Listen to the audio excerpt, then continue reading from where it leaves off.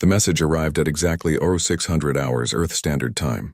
Every screen across 50 human star systems lit up simultaneously with the same image. A towering alien figure, its skin like polished obsidian, its eyes burning with cold superiority. High Arbiter Velmoth of the Craxian Empire spoke in a voice that had condemned 1,000 worlds. Humans of Earth, the galactic sovereignty has observed your expansion with growing concern. You breed too quickly. You consume too much. You ask too many questions. For 10,000 years we have maintained peace in this galaxy. You threaten that peace. Admiral Jiho Park watched the broadcast from his flagship orbiting the colony world of New Busan. His weathered hands gripped the armrest of his command chair. He had fought pirates and settled border disputes, but this was different. This was existential. Therefore, Velmoth continued, the Sovereignty Council has reached a unanimous decision. Earth and all human colonies will submit to our authority within 30 standard days. You will dismantle 90% of your military vessels. You will surrender control of 17 resource-rich systems. You will accept sovereignty governors on all major worlds. You will limit your population growth to approved rates. This is not negotiable. Compliance ensures your survival. Resistance ensures extinction. The transmission ended. For 3 full seconds, the galaxy held its breath. On Earth, in the underground command center beneath Geneva, Director Minji Han sat in darkness. The other directors and generals shouted, argued, panicked. She said nothing. Her fingers moved across her personal tablet, entering a code she had memorized 70 years ago when she was just a young intelligence officer. Protocol Black. The words appeared on her screen, asking for confirmation. She pressed yes. Across human space, silent messages traveled through quantum channels. Hidden facilities powered up. Automated shipyards in the Kuiper Belt began assembly sequences they had practiced 10,000 times. Men and women with no official records received activation orders. They gathered their families, said careful goodbyes, and disappeared into the void. Ambassador Daehyun Choi stood before the Galactic Council 3 days later. The Grand Chamber was designed to make lesser species feel small. It worked. Hundreds of alien delegates watched from crystalline seats that floated in concentric circles. At the center, the 12 ruling species sat in judgment, honored members of the sovereignty. Daehyun began, his voice steady despite the fear in his chest. Humanity requests dialogue. We are willing to discuss limitations on expansion, to negotiate resource sharing, to prove ourselves worthy of. You prove nothing, Velmoth interrupted. You comply or you die. These are the only options your kind deserves. A delegate from the Telvari hierarchy, a species that looked like walking crystals, laughed. The sound was like breaking glass. The human begs. How predictable. They always beg before they kneel. Daehyun felt his face flush with shame and anger. My people have never knelt to anyone. Then you will be the first species too stupid to learn, Velmoth said. 27 days remain. We suggest you spend them preparing to submit. The council dismissed him with contempt. The broadcast of his humiliation was sent across the galaxy within an hour. Daehyun returned to his quarters and wept. Not for himself, but for what was coming. He knew his people. They would never kneel. Captain Hyun Kim received her orders while her destroyer squadron patrolled the outer reaches of the Proxima system. Report to coordinates in dead space, no questions, tell no one. She was 32 years old and had never seen real combat. Her crew trusted her because she was competent and fair. Now she would lead them into something she barely understood. When her squadron arrived at the coordinates, she thought her sensors were malfunctioning. The readings showed thousands of ships, impossible. Humanity did not have thousands of military vessels. But as her destroyer dropped out of faster-than-light travel, she saw the truth with her own eyes. The Black Armada hung in the darkness like a promise of violence. Sleek warships painted in light-absorbing black. Capital ships twice the size of anything in the official fleet. Carrier vessels loaded with drone fighters. Weapons platforms that looked like they belonged in nightmares. And everywhere the symbol of Earth painted in blood red. Holy gods, her communications officer whispered. How long has this been here? Hyun asked. A message arrived on her command screen. From Director Minji Han herself. 70 years. Welcome to humanity's insurance policy. Admiral Jiho Park arrived at the Black Armada 2 days later. He had been given overall tactical command. When he boarded the command ship, a vessel named Defiance, he felt something he had not felt in decades. Hope mixed with terror. The ship's captain, a woman named Yoonji who officially did not exist, showed him the weapon systems. Railguns that could punch through any known shield, antimatter torpedoes that could crack moons, jump drives that let ships appear anywhere in local space, drone swarms that thought and fought as one mind. "We built this to fight a war we prayed would never come," Yunji said. "Looks like our prayers went unanswered. Can we win?" Jiho asked. "Can we win conventionally against 12 civilizations that have ruled the galaxy for 10,000 years? Oh, absolutely not. But wars are not won by strength alone. They are won by will, by sacrifice, by the willingness to do what the enemy thinks is impossible." Jiho looked out at the black ships. "They think we will break. Every species breaks eventually. That is what the sovereignty believes. That is how they have ruled for so long. They apply pressure until resistance becomes unbearable. Then we show them that humans do not break," Jiho said quietly. "We bend, we adapt, and then we strike back." 27 days remained. Across human space, families hugged each other tighter. Colonial worlds evacuated civilians to underground shelters. Ships moved into defensive positions. Engineers worked around the clock. Soldiers trained. Children were told stories of Earth history, of humans who had faced impossible odds and fought anyway. On Earth, director Minji Han watched the countdown clock. She had dedicated her entire life to this moment, not hoping for war but preparing for it, because she understood something the galactic sovereignty did not. Peace is not given by the powerful to the weak. Peace is maintained by strength. On day 29, humanity sent its response, not through diplomatic channels, not through the Galactic Council, through every communication frequency the sovereignty used. 3 simple words in 100 alien languages. Come and take it. The galaxy had ordered Earth to kneel. In 36 hours it would learn that humanity did not know how. The sovereignty's pacification fleet assembled at the edges of known space. 3,000 warships, each one a masterpiece of alien engineering. Ships that had burned rebel worlds and broken resistance movements across 100 systems. The fleet commander, War Admiral Krath of the Nexian Collective, reviewed the battle plan with barely concealed boredom. Overwhelming force. Standard suppression pattern. Execute orbital bombardment if ground forces encounter resistance. Expected duration of operation is 6 to 8 hours. He looked at his tactical officers. "Are we certain we need this many ships for a single primitive world?" His second officer, a cautious being from the Thalvari species, gestured at the tactical display. "The humans have shown unusual defiance. High Arbiter Velmoth wants no mistakes." "There will be no mistakes," Krath said. "There never are." The fleet began its jump toward the Sol system. It would arrive in 5 days. On Earth, Captain Hyun Kim stood in the hangar bay of her destroyer, watching her crew perform final maintenance checks. She had barely slept in 3 days. None of them had. Her second-in-command, Lieutenant Jiwon, approached with 2 cups of coffee. "My hands are shaking," Jiwon admitted quietly. "I keep thinking about my son. He is only 7 years old." "Does he know what you do?" Hyun asked. "He thinks I fix satellites." Jiwon smiled sadly. "Maybe after this, if there is an after, I can tell him the truth. That his mother fought for his future." Hyun looked at her friend. They had served together for 6 years. She knew Jiwon's birthday, her favorite music, the name of her first love. Now they would fight together in a battle that might end everything. "We are the vanguard," Hyun said. "Admiral Jiho Park chose us because we are fast and we do not hesitate. Our job is to hit them first, to make them afraid before the main battle even begins." "Can we make gods afraid?" Jiwon asked. "Gods bleed," Hyun replied. "We are about to prove it." Admiral Jiho Park stood in the command center of the Defiance, studying star charts and tactical projections. Director Minji Han appeared on his communication screen, her face showing no emotion as always. "The Sovereignty fleet is larger than we expected," she said. 3,000 confirmed ships, possibly more in reserve. "Our plan accounts for being outnumbered," Jiho replied. "By 3 to 1, perhaps. Not by 10 to 1. Then we adapt." Jiho zoomed in on a section of the solar system. "They will come in here at the outer marker. Standard sovereignty doctrine. They believe overwhelming force at the point of entry breaks enemy morale immediately.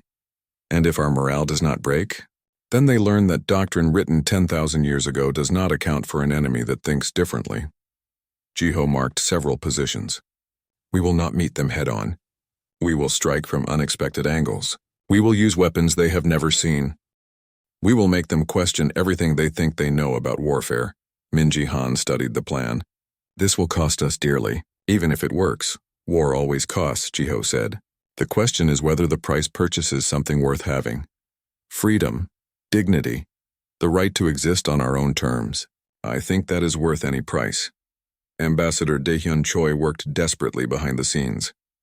He contacted every neutral species he could reach. The Kormathi, who had been crushed by the sovereignty a century ago. The Vindari, who maintained careful neutrality. The Helix Collective, a species of artificial intelligences who observed but rarely interfered. Most refused to help. The sovereignty was too powerful, too old, too certain of victory, but some listened. The Kormathi sent secret shipments of rare metals. The Vindari agreed to share intelligence about sovereignty fleet movements. The Helix offered something more valuable, tactical algorithms that could predict enemy behavior. Why help us? Daehyun asked the Helix representative, a holographic consciousness that appeared as shifting geometric patterns. Because patterns repeat, the Helix said. The sovereignty has ruled through fear for 10,000 years. That pattern must eventually break. We calculate that humanity might be the breaking point. We wish to observe. We are not an experiment, Daehyun said angrily. Everything is an experiment. Yours simply has higher stakes. On the colony world of New Jeju, a young engineer named Taewon said goodbye to his sister. Captain Hyun Kim had arrived in civilian clothes, wearing her old university jacket, looking like herself instead of a military officer. You cannot tell me where you are going, Taewon said. It was not a question. No. You cannot tell me when you will return. No. Taewon hugged her tightly. Then I will tell you something. You are the best person I know. Whatever happens out there, make them regret threatening our home. Hyun pulled back, tears in her eyes. I will. And sister, come back. Please come back. She could not promise that. They both knew it.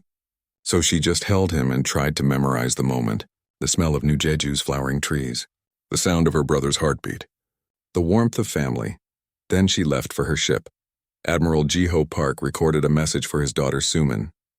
She was studying medicine on Earth, planning to help with the refugee crisis that everyone knew was coming. He looked into the camera and chose his words carefully. Sumin, if you are watching this, then I did not come back. I want you to know that everything I did to protect the future. Your future. The future of every human who deserves to live free. The sovereignty thinks we will kneel because they have power and we do not. But power is not measured only in ships and weapons. It is measured in will, in courage, in the willingness to stand for what is right even when the cost is everything. He paused, his voice cracking slightly. I love you. I've always loved you. Be strong, be kind. Build the future we fought for. He ended the recording and returned to his tactical displays. 4 days passed. The Sovereignty's pacification fleet entered the outer solar system. Sensors detected them immediately. 3,000 ships moving in perfect formation, confident and unhurried. In the command center of the Defiance, alarms began to sound. Officers called out positions and vectors. Admiral Ji-ho Park stood at the center of it all, calm as stone. All ships, this is Admiral Park. Battle stations. Execute Protocol Black, Phase 1. Show them that Earth does not surrender. Across the solar system, the Black Armada powered up. Ships that had waited in silence for 70 years now screamed to life. Weapon systems charged. Jump drives calculated positions. Drone bays opened. Captain Hyun Kim sat in her command chair, hands steady on the controls. Her squadron of 12 destroyers prepared to make the first strike. All ships follow my lead, she transmitted. We jump in 30 seconds. Target their command cluster. Hit hard, hit fast, and jump out before they can respond. Let them see that humans are not prey. The countdown reached 0. 12 destroyers vanished from their positions and reappeared inside the enemy formation. Railguns fired at point-blank range. Missiles launched. The Sovereignty fleet, which had expected to find scattered defenses and frightened ships, suddenly found themselves under attack from within. The Battle of the Threshold had begun. War Admiral Krath watched his tactical display with growing confusion. 12 human destroyers had appeared inside his formation. Impossible. Jump technology required calculation time. Ships could not simply materialize in the middle of an enemy fleet. Yet there they were, firing at ranges so close that shields barely mattered. Return fire, he screamed. All batteries, engage. But the human ships were already moving. They danced between his capital ships using the Sovereignty's own vessels as cover. Their railguns punched holes through armor that had withstood centuries of warfare. Within 90 seconds, 14 sovereignty ships were crippled or destroyed. Then the human destroyers jumped away, vanishing as suddenly as they had appeared. Casualties? Krath demanded. 14 ships lost. 23 damaged. The humans lost 2 destroyers. Krath's face twisted with rage. 2. They lost 2 ships and crippled a tenth of my vanguard. How? No one had an answer. Captain Hyun Kim's destroyer limped back to the rally point. Her hull was scarred with energy burns. 2 of her main batteries were offline. Lieutenant Ji-won reported casualties with a hollow voice. 37 dead. 51 wounded. Engineering deck took a direct hit. Hyun closed her eyes briefly. 37 people who had trusted her. 37 families who would receive terrible news. But they had done their job. They had struck first. They had drawn blood. Repair what you can in the next hour, she ordered. We go again. Captain, we are barely functional. Then we will be barely functional when we kill them. Move. Admiral Ji-ho Park watched the tactical display with satisfaction. The first strike had worked perfectly. Now came the second wave. He opened a channel to all Black Armada ships. This is Admiral Park. The enemy is confused. They have never faced an opponent who fights like we do. Press the advantage. All capital ships advance to firing positions. Show them what human engineering can do. The Lancer-class capital ships moved forward. They were humanity's answer to a question the sovereignty had never asked. What if someone built a ship around a single weapon instead of balancing multiple systems? What if you sacrifice speed and armor for pure destructive power? Each Lancer carried a railgun the size of a city block. The projectiles moved at relativistic speeds. When they hit, shields meant nothing. Armor meant nothing. The kinetic energy alone could split a ship in half. The first salvo destroyed 11 sovereignty cruisers before they could even adjust their defensive posture. War Admiral Krath stared at the destruction in disbelief. What are those weapons? Unknown design, Admiral. They appear to be mass drivers, but the velocities are impossible. Our shields cannot dissipate that much kinetic energy. Then do not rely on shields. Armor facing, all ships. Return fire with everything we have. The sovereignty fleet began to adapt. They concentrated fire on individual human ships, overwhelming them with sheer volume of weapons. It worked. Human ships began to die. The destroyer Incheon exploded, taking its crew of 200 with it. The cruiser Daegu lost main power and drifted helplessly until enemy missiles finished it. The carrier Gwangju launched all its fighters before a beam weapon cut through its reactor. But for every human ship that died, it took 3 or 4 sovereignty vessels with it. Admiral Ji-ho Park watched his fleet shrink and forced himself to feel nothing. Grief was a luxury commanders could not afford during battle. He opened a channel to the drone control ship. Release the swarms. All of them. Across the human fleet, carrier bays open. What emerged looked like a cloud of metallic insects. Thousands of small drones, each one barely larger than a person. They moved with unnatural coordination, thinking as one distributed intelligence. The sovereignty point defense systems tried to stop them. They destroyed hundreds, then thousands. It did not matter. For every drone destroyed, 3 more slipped through. They attached to enemy hulls. They cut through armor with plasma torches. They invaded ship interiors and destroyed critical systems. The sovereignty crews found themselves fighting enemies inside their own vessels. Panic began to spread through the pacification fleet. Captain Hyun Kim led her squadron on a 3rd attack run. This time they targeted the sovereignty supply ships. Warfare in space required constant logistics, fuel, ammunition, spare parts. Destroy the supply chain and even the mightiest fleet becomes vulnerable. Her squadron jumped into the enemy rear positions. They found fat transport ships protected by only light escorts. It was massacre. Hyun's destroyers tore through the supply vessels like wolves among sheep. All ships maximum damage, then extract, she ordered. Her fingers danced across the weapons control. Her ship shuddered as railguns fired continuously. A supply ship carrying antimatter fuel exploded with enough force to destroy 3 nearby vessels. Captain, enemy reinforcements coming from the main fleet, Ji-won called out. How long until they arrive? 2 minutes. Then we have 1 minute and 59 seconds to finish this. Hyun targeted another supply ship. Fire everything. Her squadron destroyed 12 supply vessels before jumping away. Behind them, the sovereignty fleet suddenly found itself rationing ammunition. War Admiral Krath finally admitted the truth to himself. This battle was not going according to plan. The humans were not breaking. They were not retreating. They were fighting with a viciousness that shocked him. Every ship they lost seemed to make the survivors fight harder, not weaker. "Status report," he demanded. His tactical officer's voice shook. "We have lost 43% of our fleet strength. Supply chains are disrupted. Drone infestations on 27 ships. Human casualties appear to be 30%. But they are not retreating." "Why are they not retreating?" Krath whispered. "Because humans did not retreat when their home was threatened. Because they would rather die than kneel. Because they had learned 10,000 years of human history that sometimes the only choice is to fight with everything you have and hope it is enough." Admiral Jiho Park received the casualty reports and allowed himself one moment of grief. Good people were dying. People he had trained. People he had shared meals with. People who deserved to live long lives and die peacefully in their sleep. Instead, they were dying in the cold void of space, fighting for a future they would never see. Then he pushed the grief aside and returned to the battle. "All ships, concentrate fire on their command vessels. We cut off the head and the body dies."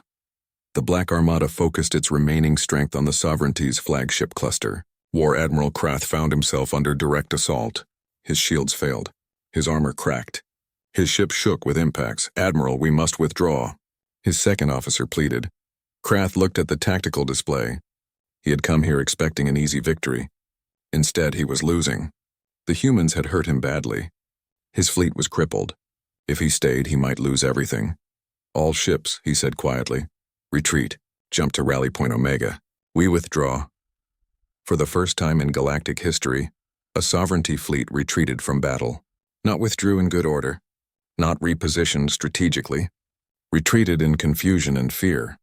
The human fleet was too battered to pursue. They held their positions and watched the enemy jump away. Then silence fell across the battlefield. Broken ships drifted. Bodies floated in the void. The darkness was full of debris and the ghosts of the dead. Admiral Jiho Park stood in the command center of his damaged flagship. Around him, officers wept or stared in shock or simply sat in exhausted silence. They had won. But the victory tasted of ashes and blood. He opened a channel, not to his fleet, not to Earth Command, but to every communication frequency the Galactic Sovereignty used. He wanted them all to hear this. "This is Admiral Jiho Park of the human fleet. You came to our home. You ordered us to kneel. You promised us extinction if we refused. We refused. This is our answer. Come back when you have learned what it means to stand." Across the galaxy, billions of beings heard his words. Some laughed at human arrogance. Some felt the first cold touch of fear. The Galactic Sovereignty had suffered its first defeat in 1,000 years, and Earth still stood. The Grand Armada entered the Sol system like a metal storm. 10,000 warships moving in perfect formation, darkening the stars. Every human sensor screamed alerts. Every screen showed the same impossible image. The largest fleet in galactic history had come to end humanity. Admiral Jiho Park stood on the bridge of his new flagship, the Resilience. Around him, the Black Armada waited. 300 ships. That was all that remained of humanity's secret fleet. Against them, 10,000. The mathematics were simple. They would lose. "All ships, this is Admiral Park." His voice was calm, almost peaceful. "In a few hours, we will fight the battle that decides whether humanity survives. The enemy has numbers we cannot match, technology we cannot overcome, experience we cannot equal. They have every advantage except one. They do not have our reason to fight. Every one of us stands between them and our home, between them and our families, between them and everything we love. So we will fight, not because we can win, but because surrender is not in our vocabulary. All ships, take your positions. Make every shot count. Make every second matter. And if we die today, we die standing." Across the fleet, men and women prepared for battle. Engineers worked on damaged systems. Gunners loaded weapons. Pilots climbed into fighters that might never return. They were afraid. All of them were afraid. But they stayed. Because that is what humans did. Captain Hyun Kim commanded a salvaged cruiser now. Her destroyer had died in the last raid, and she had transferred to this half-repaired vessel held together by spare parts and desperation. Her crew was a mix of survivors from a dozen destroyed ships. None of them had slept in 2 days. "Captain, enemy fleet entering weapons range," her tactical officer reported. "Then we show them what weapons range means to us." Yun smiled grimly. All batteries fire at maximum distance. Make them work for every meter they advance. The first shots of the Battle of Terra were fired. Human railguns reached across the void. Some shots hit. Most missed, but they sent a message. Come if you must. We will make you pay. The Sovereignty fleet returned fire with overwhelming force. Space filled with energy beams and missiles and plasma fire. Human ships began to die. The frigate Olsen exploded in the opening volley. The destroyer Jeonju lost its engines and drifted helplessly. The carrier Pohang launched all its fighters before enemy fire tore it in half, but the human fleet did not break. They fell back slowly, fighting at every position. They used the asteroid belt as cover. They set traps and ambushes. They adapted and improvised. For 7 days, the battle raged across the outer solar system. Thousands died. Ships burned.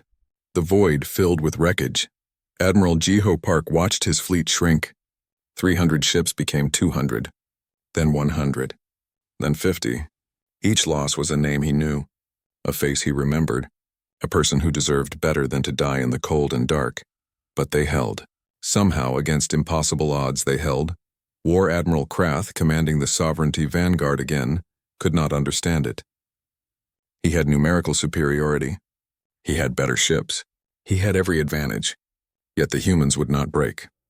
Every position they lost cost him dearly. Every victory was bought with blood. How many ships have we lost? He demanded.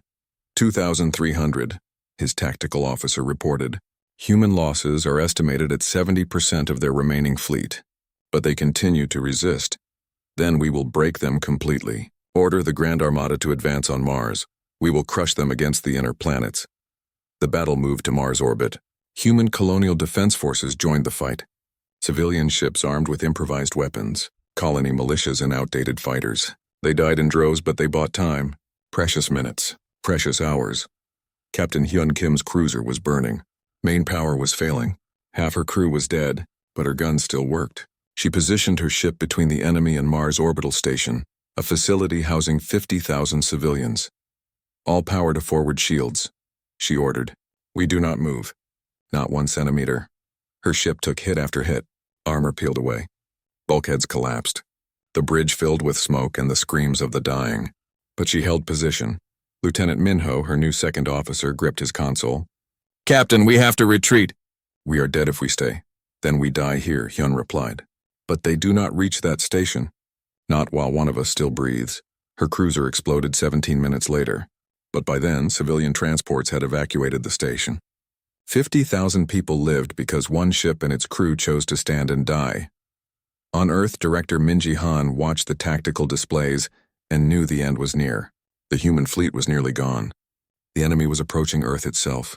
They would arrive within days, and when they did, they would deploy the planet-killer weapons. She activated her final protocol, the one she had hoped never to use. All agents, this is Director Han.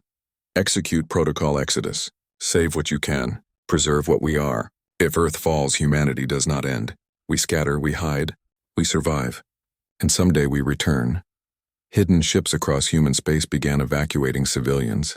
Children, scientists, artists, people who carried humanity's culture and knowledge. They would flee to distant systems. They would hide. They would wait. Because survival mattered more than victory. But then something changed. Ambassador Daehyun Choi had spent weeks gathering evidence. War crimes, atrocities, the truth about how the sovereignty maintained its rule. Genocide of rebellious species. Forced sterilization programs. Massacres that violated every principle the sovereignty claimed to uphold. He had given this evidence to the Helix Collective. And the Helix, true to their nature as observers who calculated probabilities, had shared it everywhere. Every news channel. Every communication network. Every planet in the sovereignty space. The truth spread like wildfire. On Creixia, the homeworld of High Arbiter Velmoth species, millions saw footage of their military burning colony worlds. On Telvar, citizens watched as their government ordered the sterilization of subject species. On Nexia, people learned that peace was maintained through terror and death. Protests erupted. 3 sovereignty member species publicly condemned the war. 2 more withdrew their ships from the Grand Armada. The Vindari announced they would no longer remain neutral and open their borders to human refugees. High Arbiter Velmoth stood before the council, watching his authority crumble. "We must continue. Earth must fall." "No," the Telvari delegate said. "This war ends. Now." "You dare defy me? We dare to question whether rule through fear is worth maintaining." The Telvari turned to the others. "How many must die to preserve the system? How many atrocities must we commit? The humans have shown us something, that resistance is possible, that the strong do not always win. Perhaps it is time we learned from them." Velmoth reached for the control that would activate the planet-killer weapons. His hand never reached it. His own security chief shot him. The Craxian officer stood over Velmoth's body with his weapon still raised. "No more," the officer said simply. "No more genocide in our name." The council fell into chaos. Some species tried to continue the war. Others pulled their fleets back. The Grand Armada, without unified command, began to fracture. On Earth, Admiral Jiho Park received the transmission from Ambassador Daehyun Choi. "The council is collapsing. The war is ending." "You did it. You actually did it." Jiho looked at his tactical display. His fleet was gone.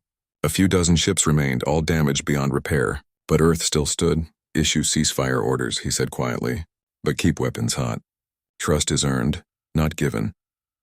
The Battle of Terra ended not with a final explosion but with silence. Ships on both sides simply stopped firing. They drifted in the void, battered and broken, surrounded by the dead. 5 years passed. The galactic sovereignty dissolved. In its place, a new galactic congress formed.